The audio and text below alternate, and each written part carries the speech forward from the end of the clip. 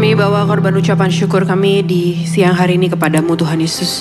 Kami memilih untuk berada di tahta-Mu Tuhan. Kami memilih untuk berada di bawah kaki-Mu Tuhan Yesus.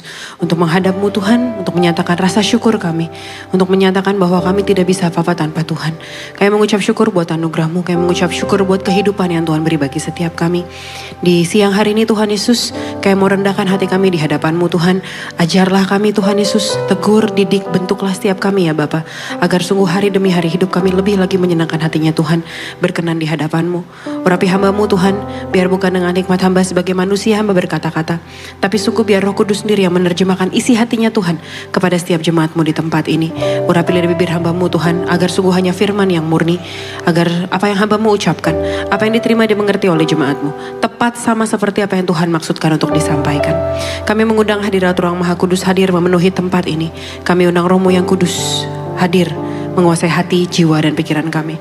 Terpujilah nama-Mu Tuhan kekal sampai selama-lamanya. Dalam satu nama yang penuh kuasa, nama Tuhan Yesus Kristus.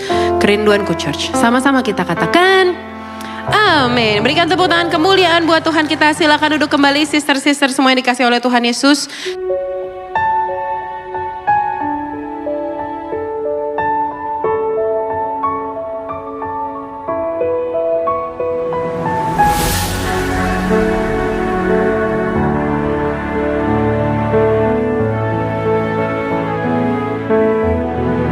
Terima kasih kepada seluruh teman-teman yang telah mengambil bagian dalam pelayanan di siang hari ini.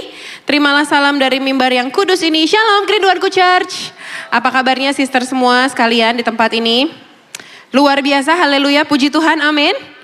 Amin, puji Tuhan. Siapa yang melihat tangan Tuhan Yesus sungguh nyata setia buat setiap saudara. Haleluya. Kita hari ini minggu pertama dalam Women Ministry di bulan Juli ini, maka hari ini izinkan saya juga masih mau membahas mengenai tema besar kita di bulan Juli, yaitu mengenai gratitude, mengenai ucapan syukur, mengenai gratitude. Dan hari ini saudara sekalian saya beri judul dalam khotbah saya, yaitu Before you understand, atau sebelum kamu mengerti.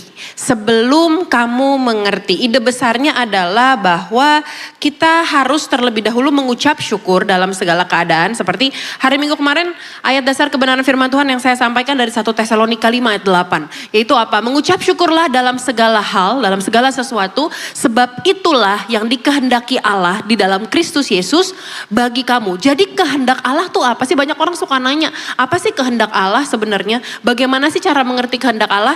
Jawabannya, kehendak Allah adalah mengucap syukurlah dalam segala hal. Karena itulah yang dikehendaki Allah di dalam Kristus Yesus bagi kamu. Jadi kita mengucap syukur itu bukan hanya dalam keadaan baik, tapi in any circumstances, dalam segala keadaan kita. Bahkan sebelum kita ngerti Tuhan lagi bikin apa. Bahkan sebelum kita ngerti. Ngucap syukur kalau doa dijawab tuh gampang, bener gak? Gampang banget, gak usah diajarin. Otomatis keluar dari mulut kita, haleluya puji Tuhan. Gue udah doain loh. Padahal doainnya baru loh. Tapi Tuhan langsung kasih jawaban, Tuhan baik banget.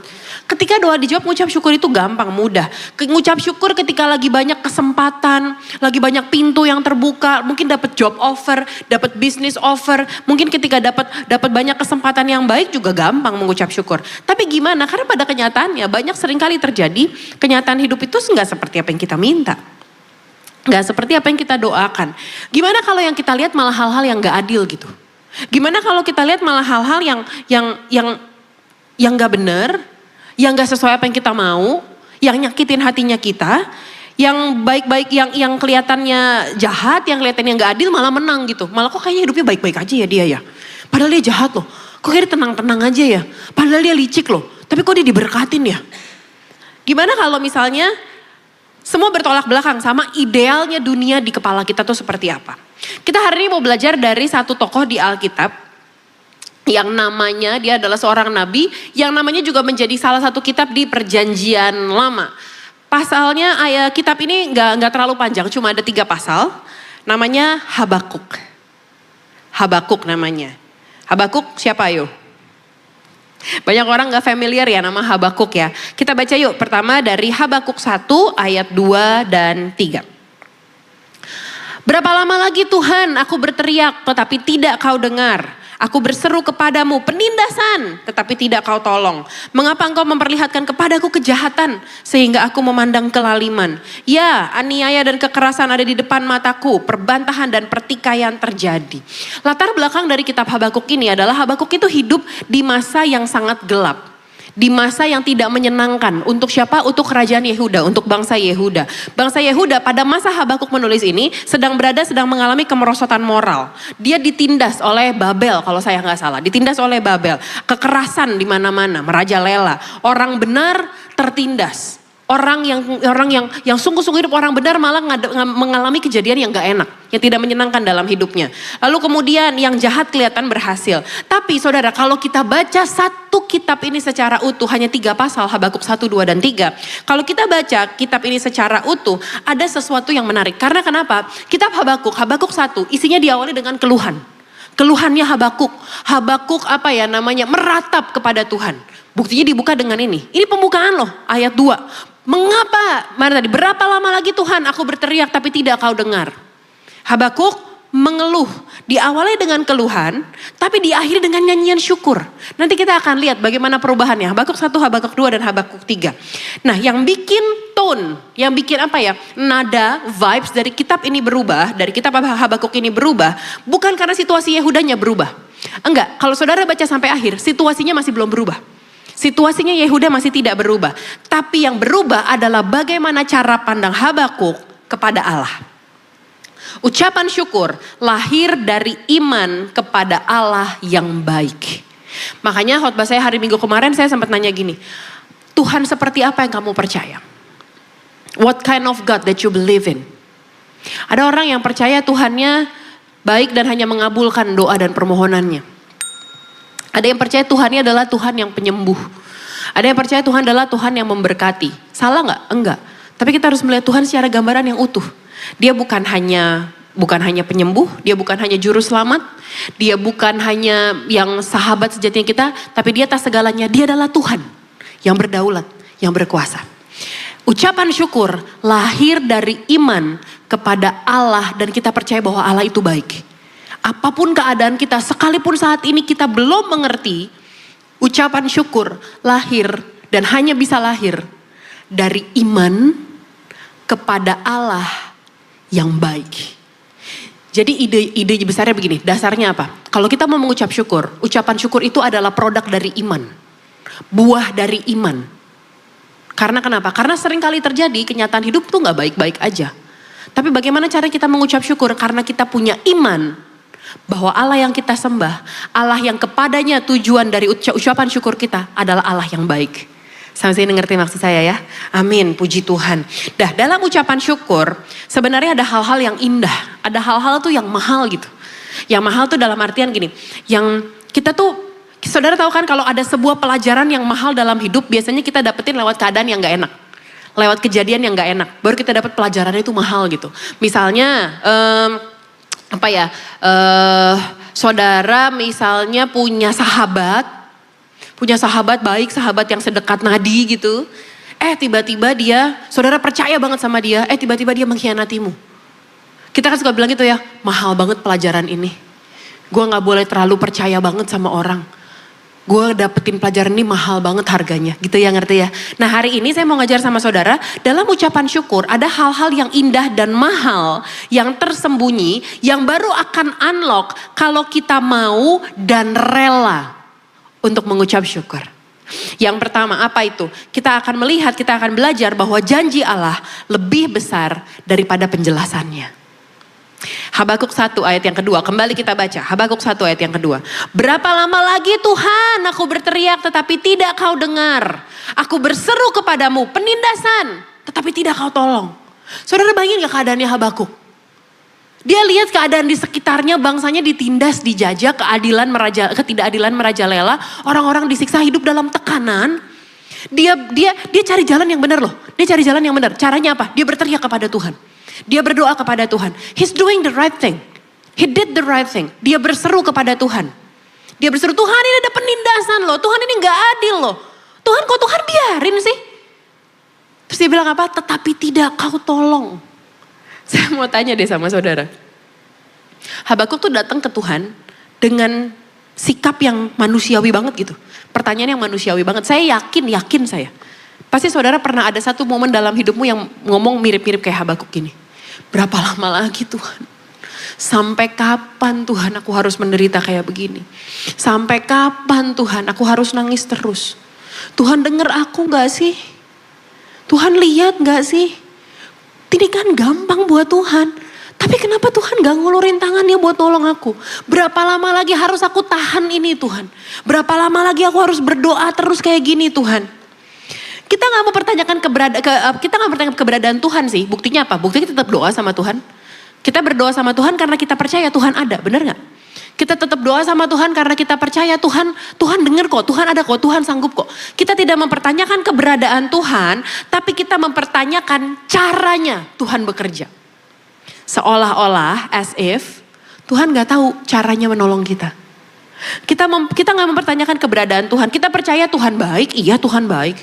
Kalau tanya God is good all the time. Kita masih bisa nyanyi, dia sungguh baik, dia sangat baik. Masih bisa kita nyanyi kayak gitu. Tapi kok gini ya keadaannya ya. Tapi Tuhan kok begini ya. Tapi kita mempertanyakan cara Tuhan bekerja. Kita mempertanyakan bagaimana caranya Tuhan bekerja. Sampai akhirnya kita mempertanyakan, Tuhan ngerti gak sih bagaimana caranya sebenarnya? Kita mempertanyakan integritasnya Tuhan gitu. Kalau kita yang jadi Tuhan, kalau saya ngebayangin ya, kalau saya yang jadi Tuhan, saya sih pengen ngejelasin. Karena kan saya sebel ditanyain begini. Coba bayangin jadi Tuhan deh. Manusia gak ngerti apa-apa nih.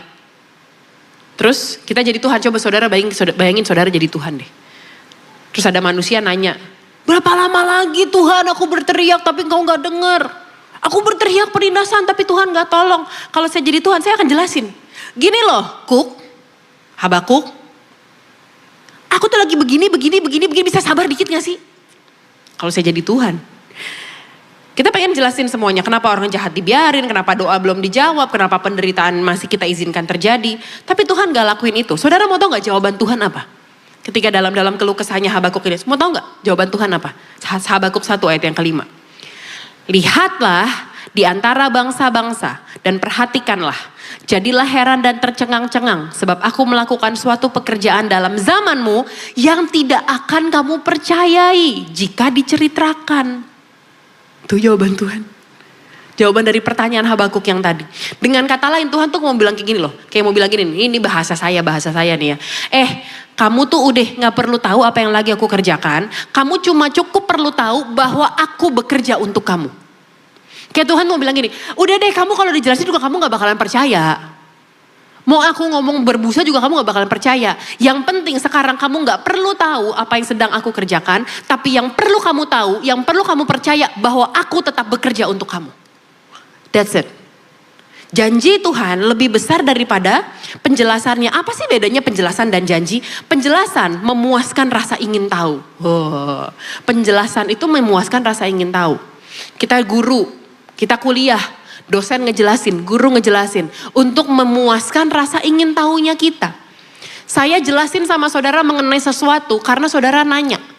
Untuk memuaskan rasa ingin tahu. Terus kalau udah tahu kenapa? Ya gak kenapa-napa, yang penting tahu. Itu penjelasan. Tapi kalau janji menjadi kekuatan untuk beriman. Makanya kita cukup percaya sama janjinya Tuhan aja. Cukup percaya pada janjinya. Dia setia pada janjinya. Dia gak mungkin bohong. Ada firman Tuhan bilang apa? Sebab Allah bukan manusia yang dapat berdusta. Kalau manusia iya tukang bohong emang. Kalau manusia iya tukang mengibul. Tukang bohong. Banyak janji-janji manis, janji-janji palsu. Itu manusia. Tapi Alkitab bilang sebab Allah bukan manusia sehingga ia berdusta. Gak mungkin dia berjanji, terus dia gak tepatin. Gak mungkin. Gak mungkin. Jangan degradasi Tuhan pada levelmu. Dia Tuhan. Jangan degradasi dia, jangan turunkan levelnya di kepala kita. Kita samain sama manusia yang lain. Hanya karena kita dikecewain sama janji manusia. Makanya dalam mengucap syukur perlu yang namanya iman. Perlu yang namanya iman. Kenapa? Because God doesn't owe us any explanation. Tuhan gak berhutang penjelasan apapun sama kita. Tuhan gak berhutang penjelasan apapun. Dia tidak berhutang. Tuhan tidak perlu menjelaskan rencananya. Dia lebih memilih menyatakan karakternya. Sebaliknya, ketika kita mengenal pribadi yang memegang masa depan kita, kita bisa tetap tenang, tetap rest, meskipun kita nggak ngerti alasannya. Just believe, percaya aja. Mungkin saudara di sini ada banyak yang udah jadi orang tua ya. Kalau saya lihat nih kasat mata nih, banyak yang udah punya anak. Saudara pengen kan anakmu percaya aja kepadamu kan? Kadang kan kayak udah mama nggak perlu jelasin sama kamu, tapi percayalah. Yesaya 55 ayat 8 sampai 9. Sebab rancanganku bukanlah rancanganmu dan jalanmu bukanlah jalanku, demikian firman Tuhan. Seperti tingginya langit dari bumi, demikianlah tingginya jalanku dari jalanmu dan rancanganku dari rancanganmu. Cara Tuhan bekerja itu melampaui, jauh melampaui kemampuan kita untuk mengerti. Otak kita tuh cuma segede bapau gitu, bapau A1 yang spesial, yang gede. Tapi pikirannya Tuhan, kita gak bisa ngerti. Kita gak bisa menyelaminya. Contohnya gini, saya ngalamin sendiri. Anak saya Gene itu suka banget sama yang manis-manis, sama makanan manis. Sementara mamanya menteri kesehatan. Saya tuh rewel banget sama urusan makanan, sama urusan olahraga, rewel banget saya. Gene tuh lagi suka banget makanan manis. Dari dia zaman dia TK, udah puji Tuhan sekarang dia udah mau kelas 2 SD kan, jadi udah lebih ngerti lah gitu. Kalau dibilangin tuh dia udah lebih tahu batasan lah. Tapi waktu awal-awal umur dia TK, umur 4, 5, 6 tahun, 4, 5 tahun lah. Dia minta ini, minuman yang kemasan, yang jus-jusan gitu. Tapi itu kan gulanya tinggi banget kan. Sementara batas gula tambahan untuk anak kecil itu hanya 25 gram sehari. Orang dewasa 50 gram. Anak kecil 25 gram. Itu satu kotak jus-jusan itu isinya 20 gram. Cuman satu kotak, belum makan yang lain. Saya sering baca anak-anak zaman sekarang umur SMP udah pada cuci darah. Udah pada mesti suntik insulin. Saya gak mau dong anak saya kayak gitu. Terus dia tanya, kenapa sih mama Gene gak boleh manis? Kenapa sih emangnya mama? Saya cuma bilang apa? Gene mama jelasin sekarang juga gak ngerti. Tapi dia dengan kesok tahuannya anak umur 4-5 tahun dan bilang, coba mama jelasin. Gene ngerti kok, Gene ngerti kok. Kita kan tahu kemampuan anak umur 4-5 tahun. Dengan pemahaman saya seorang ibu usia 30-an tahun. Coba Gene mama jelasin. Saya mesti jelasinnya gimana coba? Jadi gini Gene, tubuh kita tuh punya pankreas. Pankreas itu menghasilkan hormon insulin. Kalau kebanyakan hormon insulinnya gimana caranya menjelaskan? Soal itu ke anak umur 4, ke anak TK. Gak akan ngerti. Itu anak kecil yang one day dia akan bertumbuh besar dan mungkin akan lebih pintar daripada saya. Mungkin nanti dia mungkin kelas 3 dia udah dapat pelajaran biologi. Sekolahnya jauh lebih bagus daripada sekolah saya zaman dulu. Mungkin nanti usia dia SMP mungkin dia udah lebih ngerti. Dia udah punya pemahaman seperti pemahaman saya. Soal medis itu. Soal bahaya gula bagi tubuhnya. Terus gimana dengan kita terhadap Tuhan, Bu? Kita minta penjelasan dari Tuhan. Kata Tuhan yang tadi tuh, Habakuk 1 ayat yang kelima tuh. Kalau aku jelasin juga kamu gak akan percaya. Sementara Gene mendingan, one day dia akan lebih pintar daripada saya. Sementara kita mau sampai kapanpun gak akan lebih pintar dari Tuhan. Gak akan. Kita gak akan pernah bisa melebihi pola pikirnya Tuhan, cara berpikirnya Tuhan. Jadi sama seperti saya ngomong sama anak saya, Gene please just believe me. Mama gak mungkin rancangin yang jahat sama kamu. Mama gak mungkin biarin kamu kena diabetes di usia muda nak, gak akan. Walaupun dibilang itu juga dia nanya, diabetes apa sih mama? Tapi yang saya pengen Gene tahu adalah bahwa saya memikirkan kesehatannya bukan hanya hari ini. Tapi di masa depannya. Supaya dia gak menderita nantinya. Supaya dia gak repot nantinya. Supaya nanti kalau dia punya istrinya gak repot ngurusin dia karena sakit. Tapi Gene gak ngerti. Yang saya pengen sebagai ibu, please percaya sama mama. Mama sayang sama kamu, mama gak mungkin rancangin yang buruk sama kamu. Mama juga gak suka lihat kamu nangis. Tapi kamu harus lewatin ini, karena kalau gak bahaya buat kamu. Apalagi Bapak kita yang di surga. Dengan alasan inilah seharusnya kita jadi ngucap syukur. Karena kita tahu bahwa Bapak kita sangat memperhatikan kita. Sampai detail hidup kita dia memperhatikan.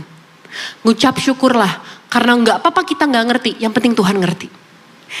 Yohanes 13 ayat yang ke-7, perkataan Yesus. Jawab Yesus kepadanya, apa yang kuperbuat engkau tidak tahu sekarang, tetapi engkau akan mengertinya kelak. Saudara pernah gak sih ada momen dalam hidupmu tuh yang setelah lewat, terus saudara baru ngerti belakangan gitu. Oh pantesan ya, oh gua ngerti sekarang. Oh, aku ngerti sekarang.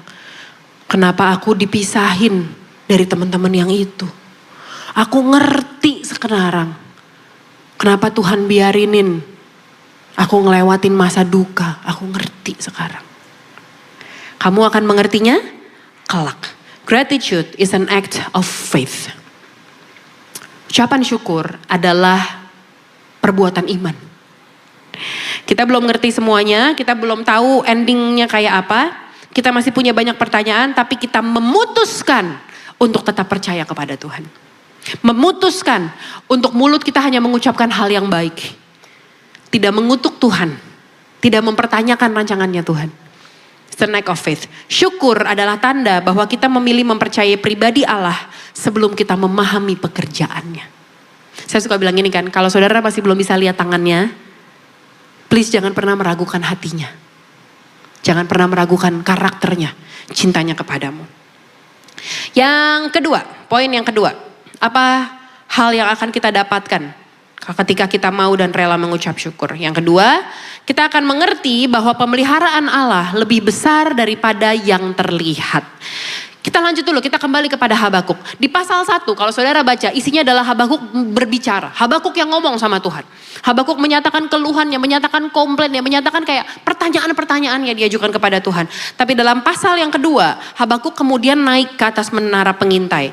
Ngapain dia di sana? Dia berhenti memaksakan jawabannya sendiri. Dia mulai memberi ruang bagi Tuhan untuk berbicara. Saat masalah datang, saudara, kalau kita lagi ada masalah, doa kita kan isinya monolog kan.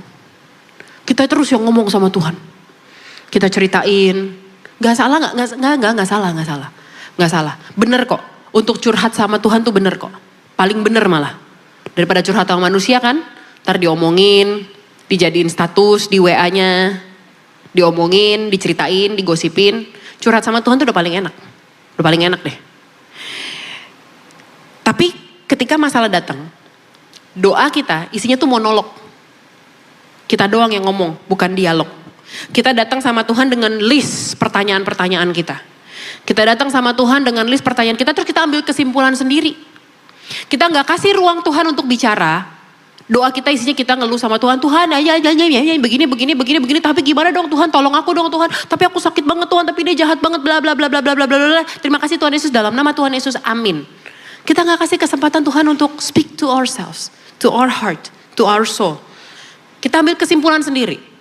Bahkan pakai ngajarin Tuhan lagi gimana seharusnya dia bekerja.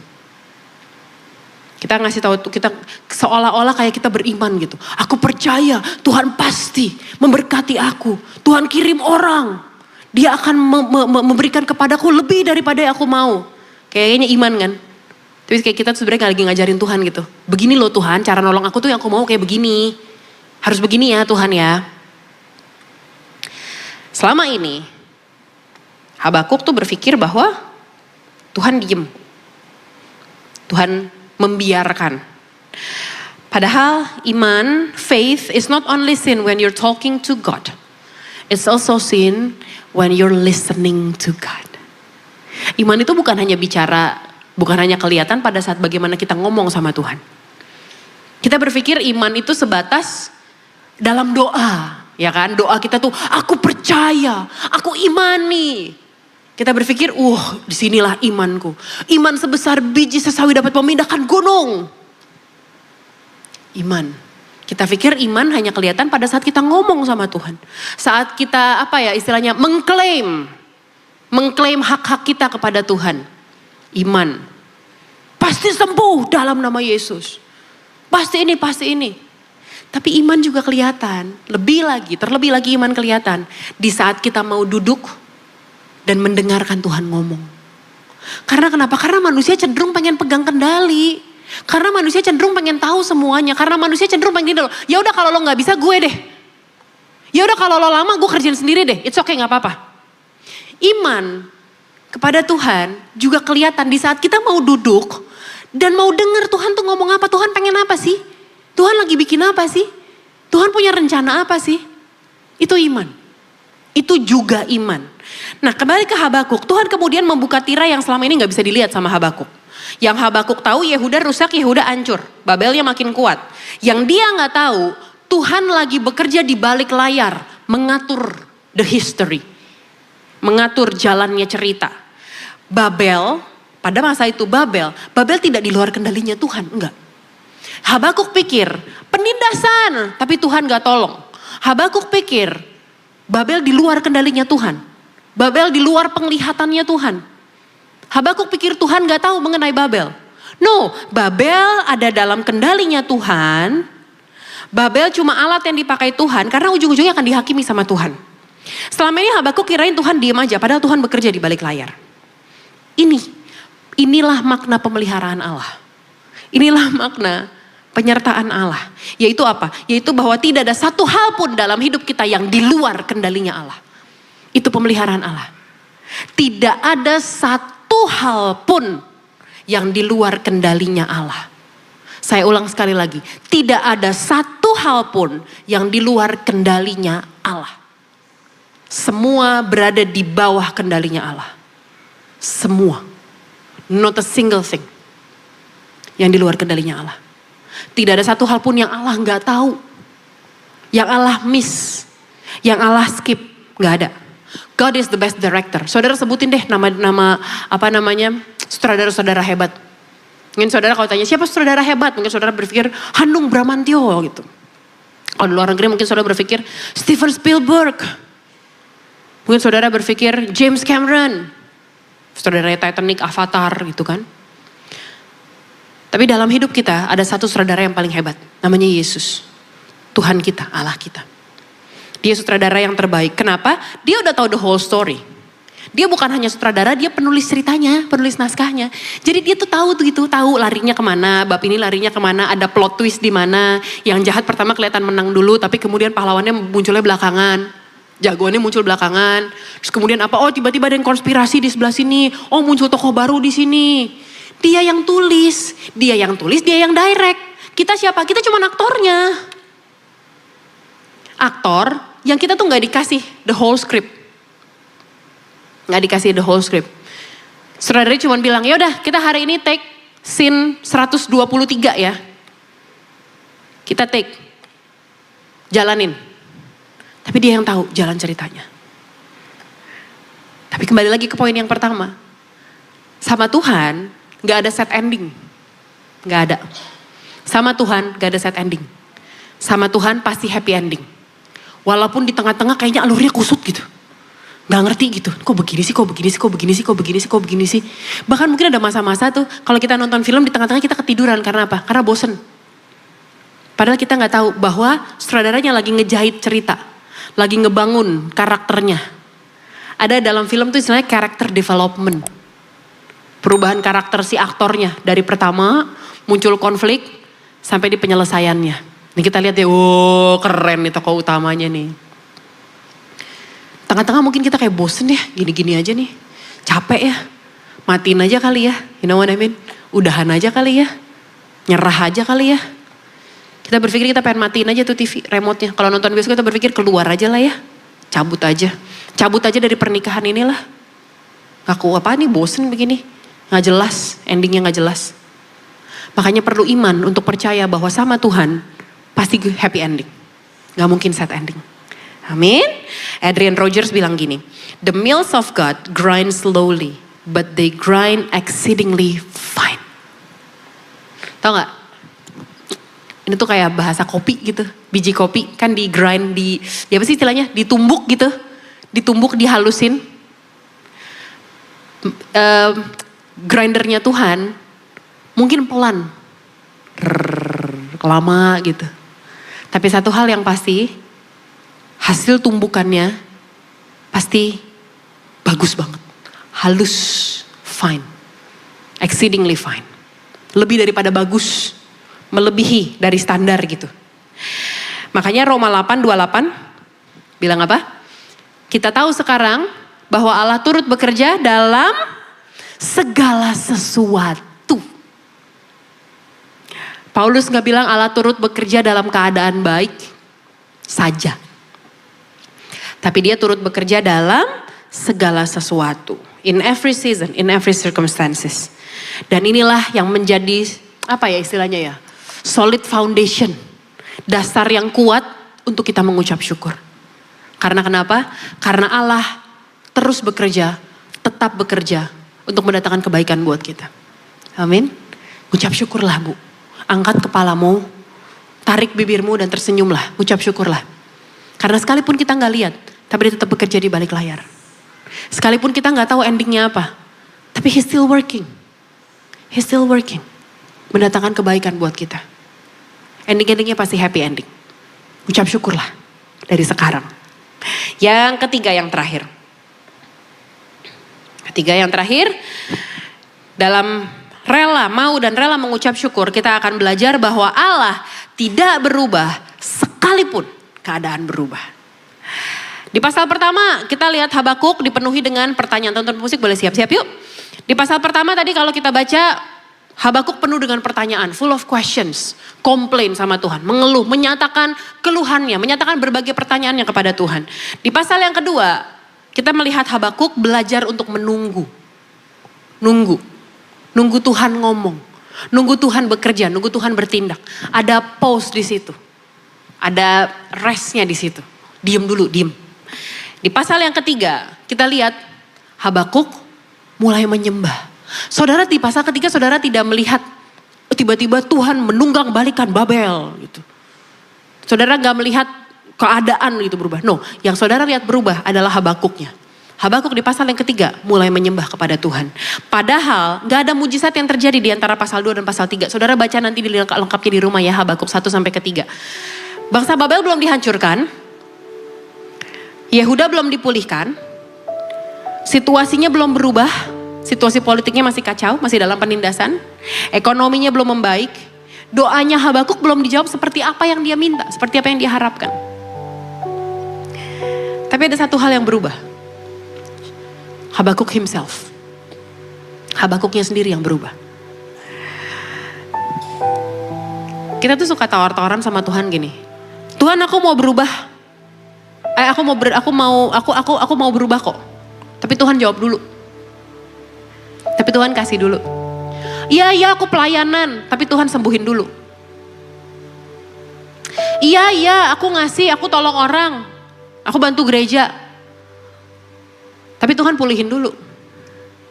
Kayak main syarat-syaratan sama Tuhan gitu. Kayak nego-negoan sama Tuhan. Kita maunya keadaan berubah dulu supaya kita bisa bersyukur. Kita tawarin alasan kita, gimana mau bersyukur? Orang begini, orang masih sakit. Bersyukur. Aneh nih gereja temanya bulan ini bersyukur. Gimana mau bersyukur? Orang dolar 18.000 masih tuh. Gimana mau bersyukur? Orang bahan-bahan semua tambah mahal. Gimana mau bersyukur? Orang suami masih kasar. Gimana mau bersyukur? Orang suami saya, ya ampun nih pastor, saya datang hari Selasa aja berantem dulu tadi ribut sama dia. Gimana mau bersyukur? Kita maunya keadaan berubah dulu baru kita bisa bersyukur. Tapi dari kisah Habakuk yang kita lihat tuh sebaliknya loh Bu. Ketika Tuhan ngubah hati kita, ketika kita sanggup untuk bersyukur di tengah keadaan yang belum berubah. Lalu kemudian kita lihat keluar nih, satu deklarasi iman yang buat saya indah banget ya. Buat saya pribadi tuh indah banget. Habakuk 3, 17-18. Sama-sama kita baca dengan suara yang lantang dengan segenap imanmu yuk. Sekalipun pohon ara tidak berbunga, pohon anggur tidak berbuah, hasil pohon zaitun mengecewakan. Sekalipun ladang-ladang tidak menghasilkan bahan makanan, kambing domba terhalau dari kurungan, dan tidak ada lembu sapi dalam kandang. 18, sama-sama kita baca. Namun aku akan bersorak-sorak di dalam Tuhan, beria-ria di dalam Allah yang menyelamatkan aku. Saudara lihat gak? Tadi yang kita baca di awal, berapa lama lagi Tuhan Engkau tidak mendengarkan doaku? Berapa lama lagi aku harus berteriak penindasan tapi tidak Kau tolong?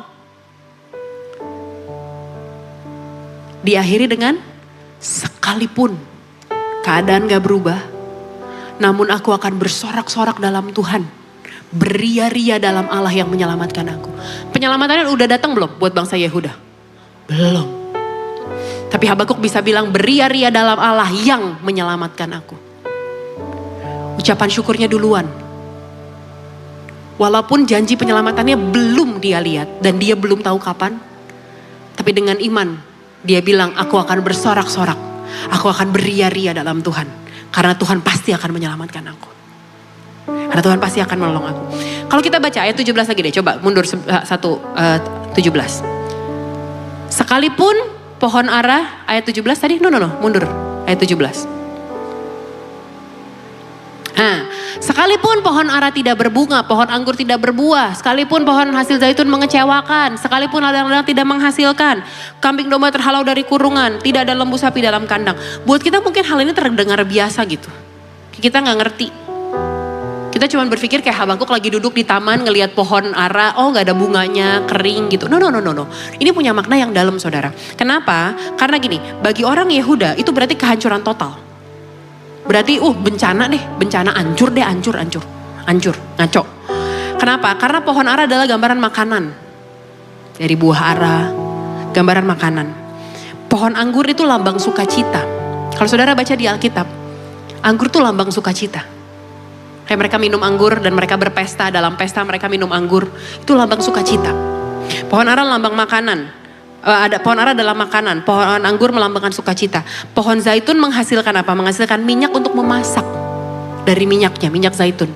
Menghasilkan minyak untuk memasak, untuk penerangan. Di rumah-rumah mereka belum ada lampu, belum ada PLN, belum ada token listrik bunyi. Nit. Masih pakai minyak untuk penerangan. Dan untuk ibadah. Oh ya, ibadah orang diurapi dengan minyak. Diurapi dengan minyak. Lambang ibadah. Tapi dikatakan sekalipun tadi apa? Pohon zaitun mengecewakan. Gak ada minyak yang keluar. Gak ada bahan buat masak. Rumah gelap. Gak bisa ibadah, itu loh maksudnya. Sekalipun keadaannya sehancur itu. Ladang dikatakan tadi. Ladang-ladang tidak menghasilkan bahan makanan. Ladang apa? Ladang sumber kehidupan. Sumber penghasilan mereka dari ladang. Jadi gandum. Dari gandum bikin roti. Kambing domba, kambing dan lembu itu apa? Kambing dan lembu adalah gambar kekayaan keluarga. Harta. Lambang privilege. Makanya kita lihat Ayub, orang kaya, karena dikatakan apa? Dihitungnya dari mana? Ternaknya sekian ribu, kambingnya sekian ribu, untanya sekian ribu ekor. Kalau misalnya dealing, barter juga pakai, itu lambang kekayaan. Jadi keadaannya tuh sehancur ini gitu. Habakuk tuh bilang sama Tuhan, Tuhan sekalipun gak bisa makan, sekalipun rasa-rasanya gak ada sukacita, sekalipun rumahku gelap, sekalipun keadaannya separah itu, sekalipun ladang-ladang tidak menghasilkan gak ada bahan makanan, sekalipun gak ada lambang kekayaan, tapi ayat 18, namun aku akan bersorak-sorak dalam Tuhan.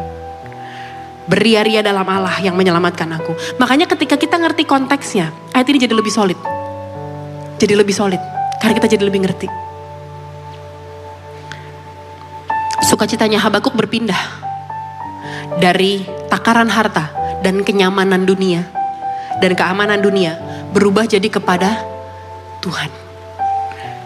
Ladang, pohon-pohonan, kambing lembu doesn't matter anymore.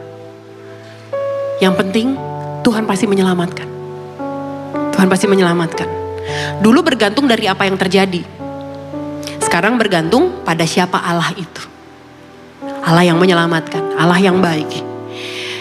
Ibrani 13 ayat yang ke-8. Saya suka banget ayat ini. Yesus Kristus tetap sama.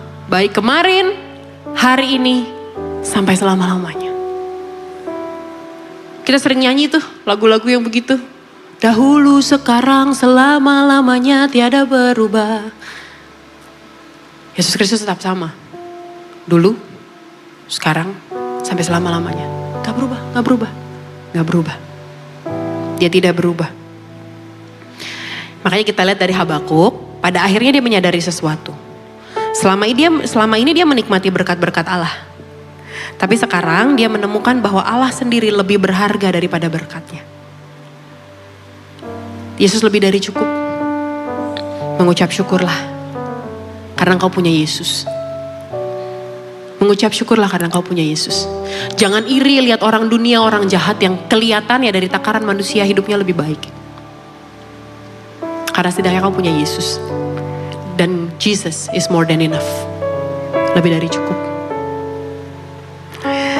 Ucapan syukurnya itu jadinya karena menemukan bahwa Tuhan sendiri adalah pemberian yang terbesar. Adalah anugerah yang terindah. Bukan semata-mata dari apa yang tangan Tuhan berikan.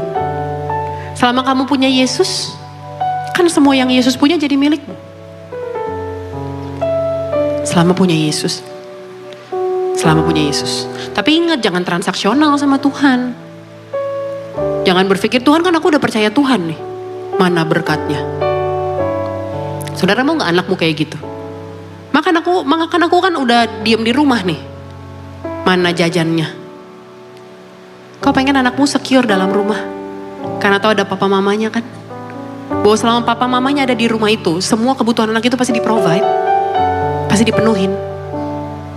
Selama papa mamanya ada di rumah itu, selama dia menjadi bagian dari rumah itu, makannya pasti dipenuhin, kamarnya pasti disiapin, bajunya pasti ada, air tersedia, listrik tersedia.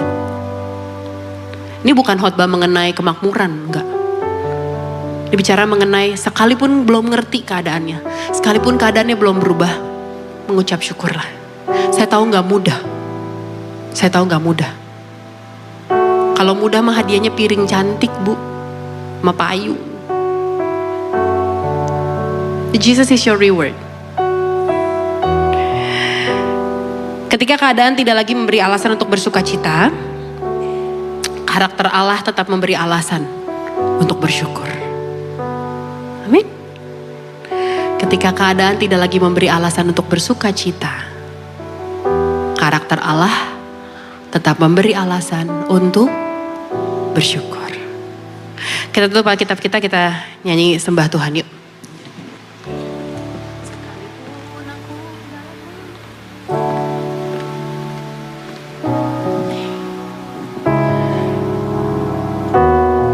Masing-masing naikkan ucapan syukurmu di hadapan Tuhan. Masing-masing mengingat apa yang telah Tuhan lakukan, telah Tuhan perbuat bagimu.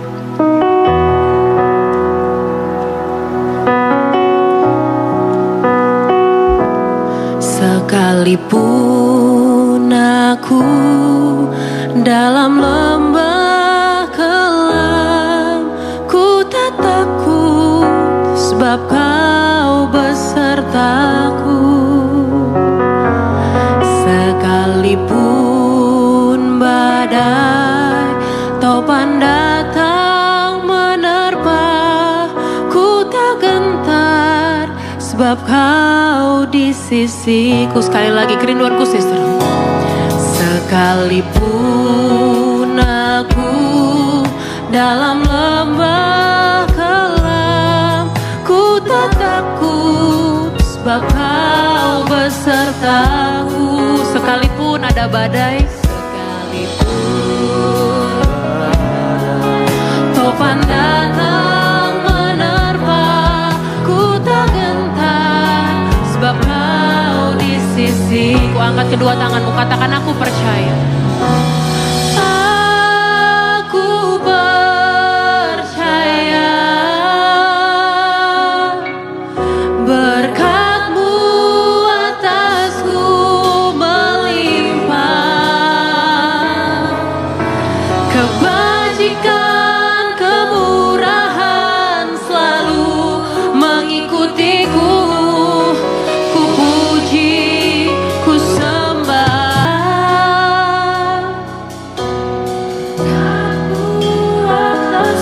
Ini pernyataan iman kami Tuhan Yesus. Aku percaya kebajikan, kemurahan belaka mengikuti aku seumur hidup. And that's why we worship you, Lord. Ku sembah kau Tuhan. Aku percaya Terus nyanyikan pujian ini sampai hatimu benar-benar percaya. Terus nyanyikan lagu ini sampai hatimu benar-benar percaya dan limpah dengan ucapan syukur.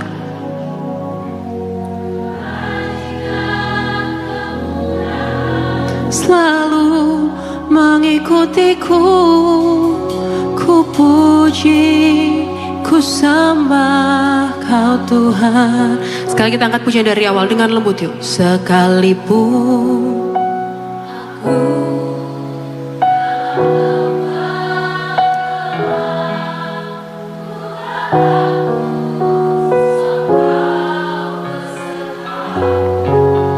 sekalipun ada badai, sekalipun ada topan, tapi aku percaya ada Yesus. Aku mengucap syukur karena Tuhanku setia. Aku mengucap syukur karena Yesus Kristus tidak berubah. Sekalipun aku dalam lembah gelap, kembali katakan. Sekalipun aku dalam lembah gelap, ku tak takut, sebab Kau besertaku. Sekalipun badai topan datang menerpa, ku tak gentar, sebab Kau di sisiku. Sampai hatimu benar-benar percaya, katakan. Aku percaya berkat-Mu atasku melimpah, kebajikan, kemurahan selalu mengikutiku. Ku puji, ku sembah Kau Tuhan. Kerinduanku sisterhood, katakan aku percaya. Aku percaya, sekalipun keadaan masih belum berubah, tapi aku percaya Tuhan setia. Tuhan tetap memegang tanganku dan aku mengucap syukur bahwa Allah setia. Aku mengucap syukur bahwa Yesus tahu keadaanku. Aku mengucap syukur bahwa Yesus memperdulikan aku. Amin. Ku puji, ku sembah Kau Tuhan. Naikkan sembahmu, naikkan ucapan syukur. Katakan aku percaya. Aku percaya berkat-Mu atasku melimpah, kebajikan, kemurahan selalu mengikutiku. Ku puji, ku sembah Kau Tuhan. Katakan kami puji, kami sembah Kau Tuhan. Ku puji, ku sembah Kau Tuhan. Ini janji kami Tuhan Yesus. Ku puji, ku sembah Kau Tuhan. Kami naikkan ucapan syukur kami bagi-Mu Tuhan Yesus. Selama ada Yesus, kami tahu kami baik-baik saja. Asal Tuhan pegang kendali, asal Tuhan jangan tinggalkan kami. Kami akan menjalani hidup ini Tuhan Yesus bersama dengan Tuhan. Kami sebelum kami mengerti, bahkan di saat kami belum mengerti apa yang sedang Tuhan perbuat, apa maksud dan rencana Tuhan, apa yang sedang Tuhan kerjakan, tapi kami mengucap syukur bahwa Allah tetap pegang kendali, bahwa janji-Mu pasti digenapi, bahwa Engkau setia dan Engkau terlebih besar daripada apa yang keadaan kami Tuhan Yesus. Engkau lebih besar daripada apa yang bisa kami mengerti. Terima kasih Tuhan, terima kasih Bapa yang baik. Segala puji, syukur, hormat, kemuliaan, pengagungan hanya layak bagi nama-Mu. Tuhan Yesus yang baik, sebagai rasa ucapan syukur kami Tuhan Yesus, izinkanlah kami membawa korban ucapan syukur kami, persembahan kami yang terbaik bagi-Mu Tuhan. Sucikan, kuduskan setiap rupiah persembahan umat-Mu. Berkati setiap tangan-tangan yang memberi Tuhan Yesus. Tuhan yang balaskan berlipat kali ganda. Tuhan Yesus yang memperhitungkan setiap kerelaan hati mereka di hadapan Tuhan menjadi kebenaran. Tuhan Yesus berkati gereja ini Tuhan, agar gereja ini mampu bertanggung jawab untuk mengelola persembahan umat-Mu dengan benar, dengan jujur di hadapan Tuhan. Di dalam nama Tuhan Yesus. Haleluya. Amin.